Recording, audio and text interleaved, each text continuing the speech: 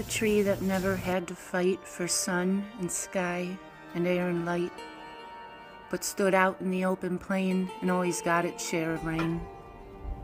Never became a forest king, but lived and died a shrubby thing. Like the man who never had to toil to gain and farm his patch of soil, who never had to win his share of sun and sky and light and air, never became a manly man, but lived and died as he began. Good timber does not grow with ease. The stronger wind, the stronger trees. The further sky, the greater length. The more the storm, the more the strength. By sun and cold, by rain and snow, in trees and men, good timbers grow. Where thickest lies the forest growth, we find the patriarchs of both, and they hold counsel with the stars, whose broken branches show the scars of many winds and much strife. This is the common law of life.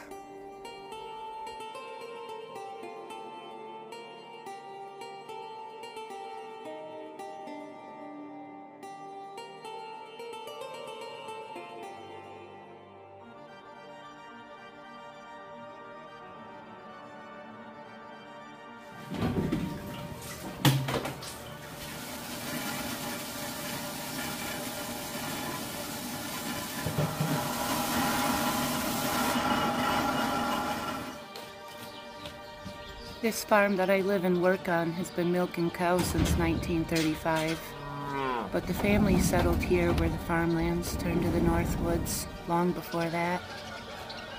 If you've been following me for a while, you probably know how I've been here for 12 long years.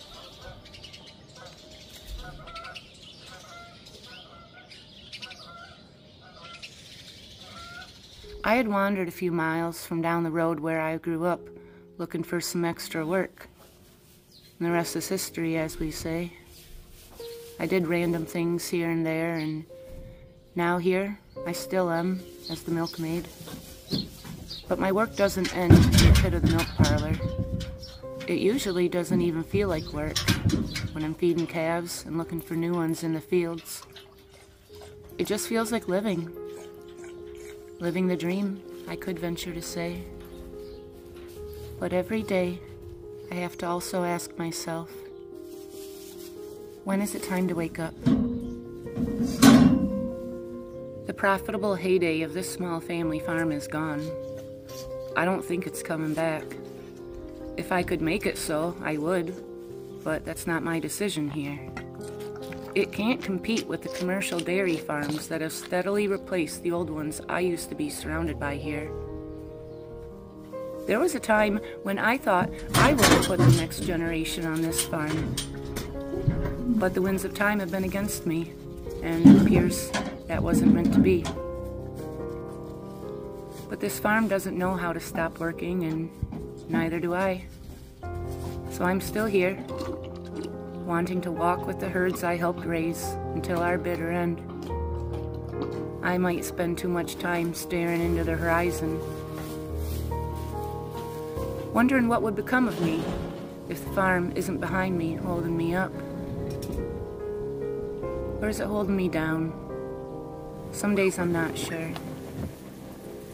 Maybe I don't spend enough time pondering such things. All I know is as the future of this place has steadily faded away, so has my enthusiasm for the other things I've always done between chores. The things that make me, me. Like play in my gardens, forage the forests, fish the ponds, preserve food for the winter, sing with the birds, and dance with the falling leaves. The end of this season of life isn't quite here yet, and I'm holding on the best I can to these final days before winter sets in. Winter will change everything. It always does, but this year especially.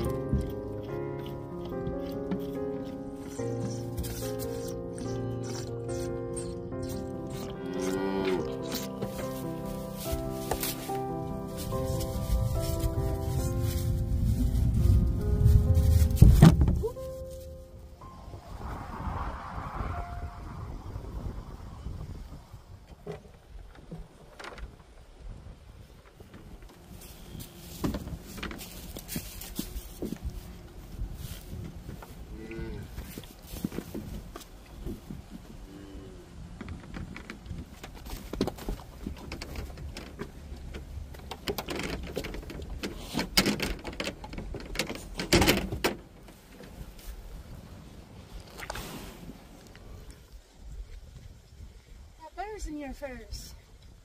You all got burrs in your furs.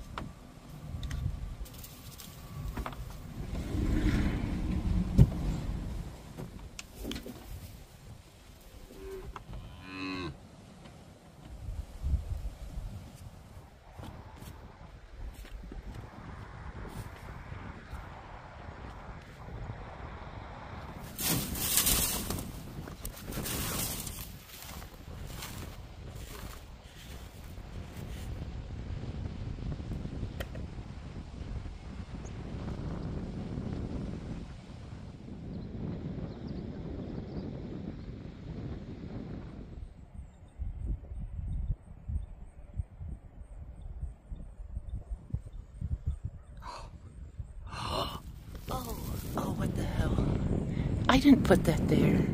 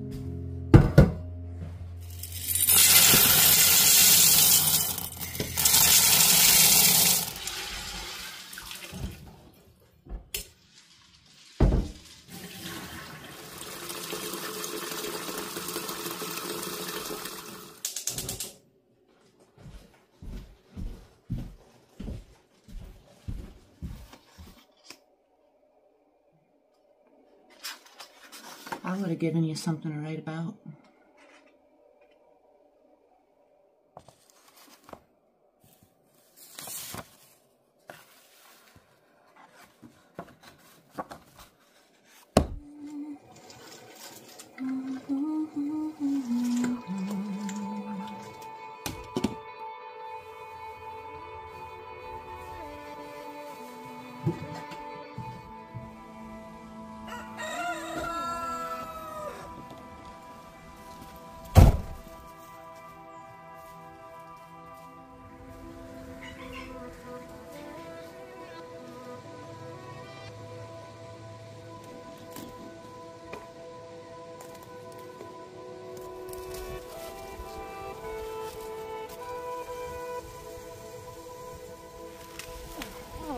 Stupid.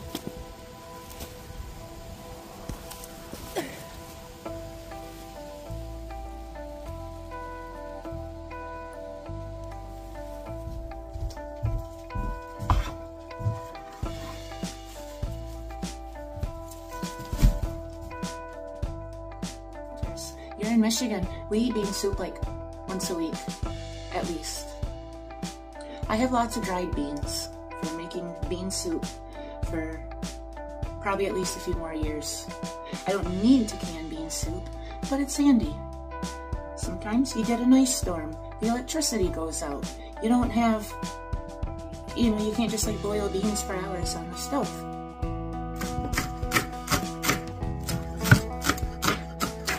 I'm keeping this batch kind of basic, so it's customizable. When I'm ready for my weekly bean soup, maybe I want white chicken chili. Maybe I want beef and barley. Maybe I want some Southwest bean soup with,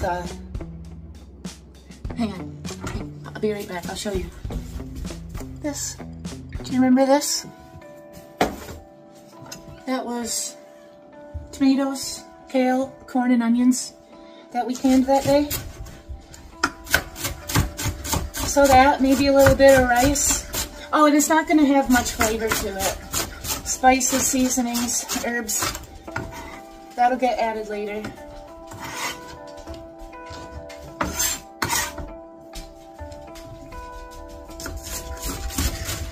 Maybe I just want to put some bacon and potatoes in my bean soup.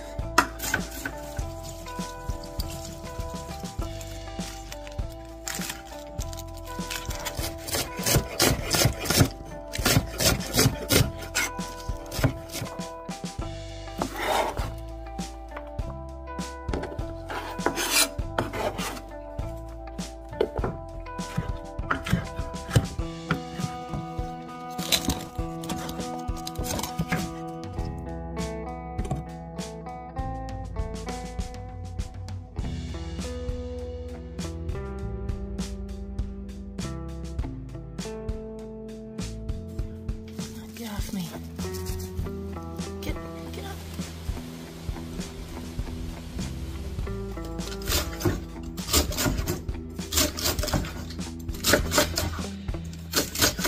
Huh? Why charred? Just because it's ready in the garden. I got so much of it. I plan on canning the rest of it, maybe drying some. Or maybe I'll find another recipe to put some chard in. Can that too. Not too much chard in this recipe. I want the beans to be the main star of the show. I'm using the beans with, what is it, pork and tomato sauce, kind of as the inspiration for this. Because I had some tomatoes in the garden that were ripe, but not enough to can just on their own. So I pureed them, and they were going to be the sauce for that. And that recipe goes in the canner for an hour and 15 minutes. But I'm adding greens. And quarts of greens have to be in the canner for an hour and a half. So, an hour and a half at 10 pounds pressure.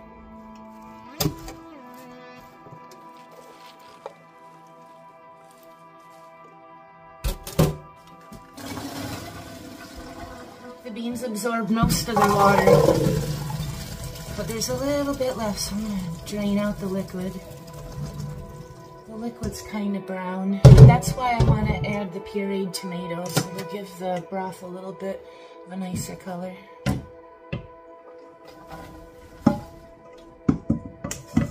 This is my water bath canner, but I use it like a regular pot sometimes when I'm canning a big batch of something for the pressure canner.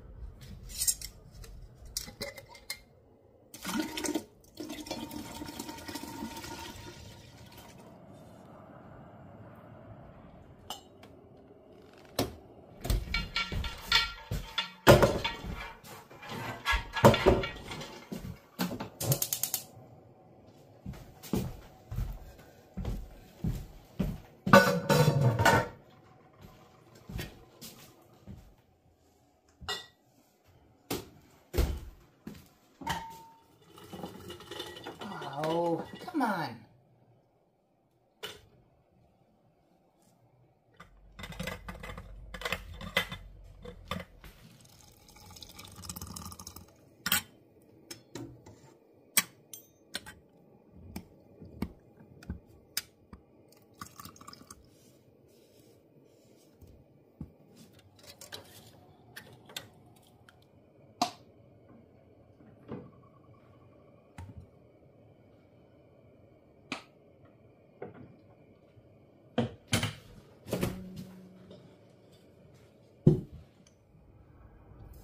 Oops.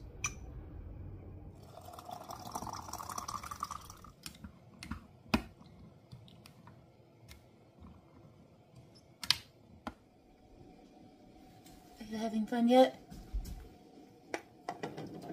I am.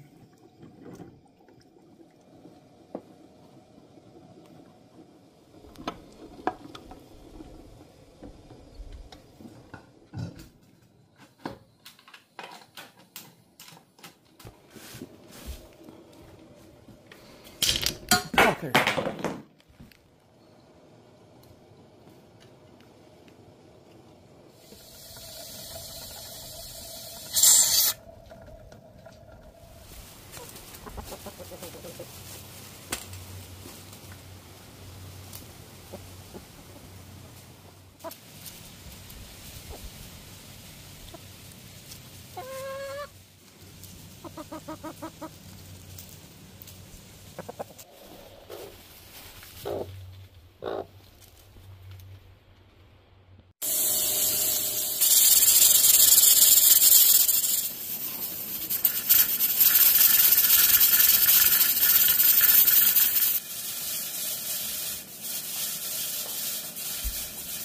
Beepy. Oh, okay. Okay. Well, I can hold your hand.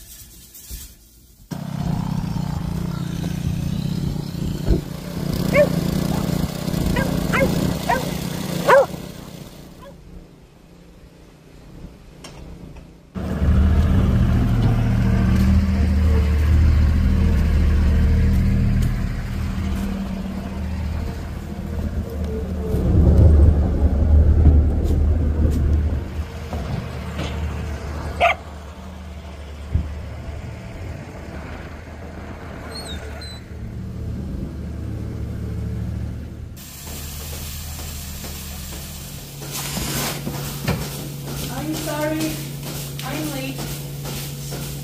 I'm eating soup. Canned it.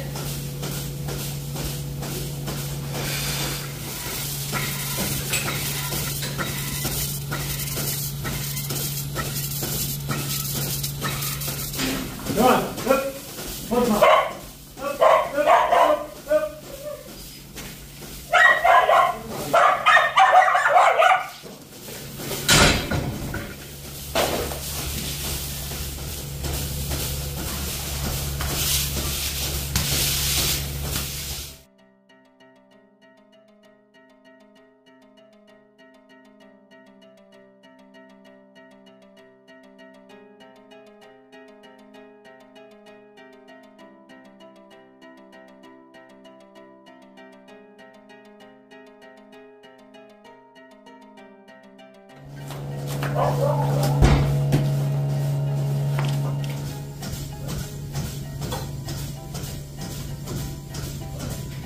When I was driving home from chores this morning, something in the dash knocked 6 times.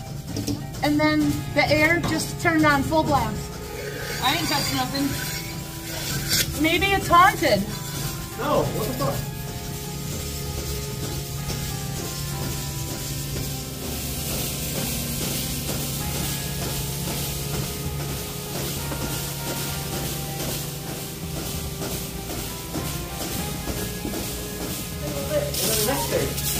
shit on either.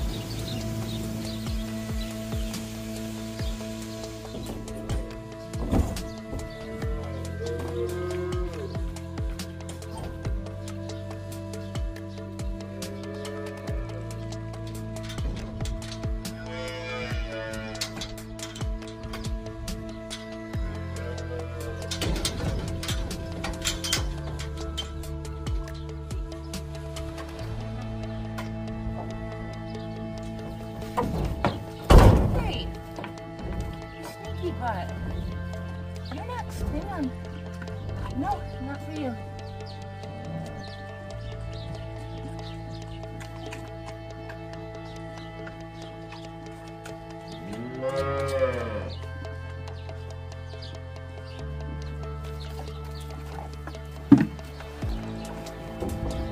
That one's empty.